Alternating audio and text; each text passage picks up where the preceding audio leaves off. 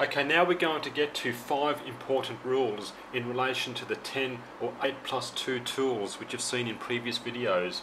The first rule, you should have a range of tools and blades with you when you're in the field. There's no reason why you can't have 4, 5, 6, half a dozen blades with you by the time you have your top 2 tools, a machete, main working knife, smaller working knife. You can have a Swiss Army knife in your pocket, small folding knives, foldable pruning saw. You don't have to carry all those things, but there's no reason why you can't carry a whole load, well, at least, half a dozen different sorts of blades and cutting tools to give you those options out there in the field. Number 2, your main working knife, that main bushcraft knife you have on your hip that most people like to have or carry. A 6-inch blade is enough. Some people out there might say even smaller than 6-inch, 5 1/4, 5 1/2, whatever, but I just stick to 6-inch. It's nice and easy. It's going to get the job done.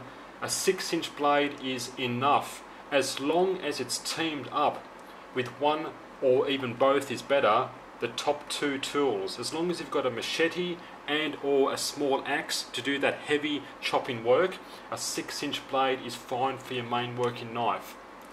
Rule number 3.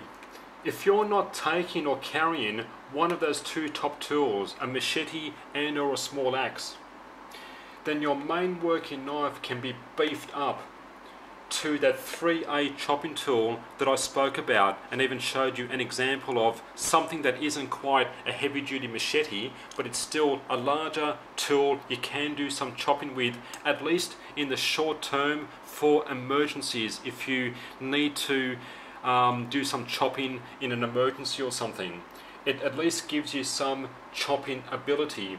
Now, number 3 really only applies to, like, if you're out there for a full day. If you're going out for half a day or something, then you might have a smaller working knife. But if you're out there for a full day in the field, not necessarily overnight, but a full day, then you probably should have a main working knife, that 6-inch blade with you. But again, if you're not taking those top 2 tools, then you can beef up that main working knife to a chopping tool to at least give you some chopping ability, at least in an emergency. Number 4, if you don't even have, or you're not even taking your 3A chopping tool, you at the very least have a foldable pruning saw to at least give you some cutting ability.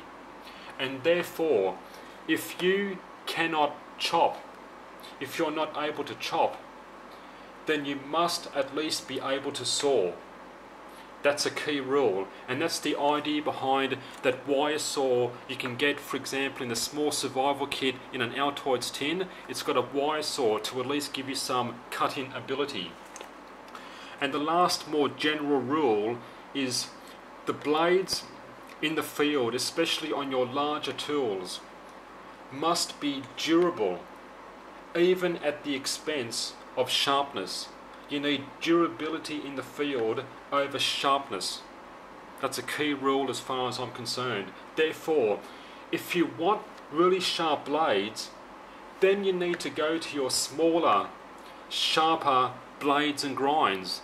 Maybe your smaller working knife, especially your camp knives and even your folding knives. Okay, because those smaller knives, smaller, shorter, thinner, sharper blades will do all those jobs you need a really sharp blade for, or your lighter work, skinning, game, carving, and so forth. So there are 5 key rules for the 10 8+2 tools.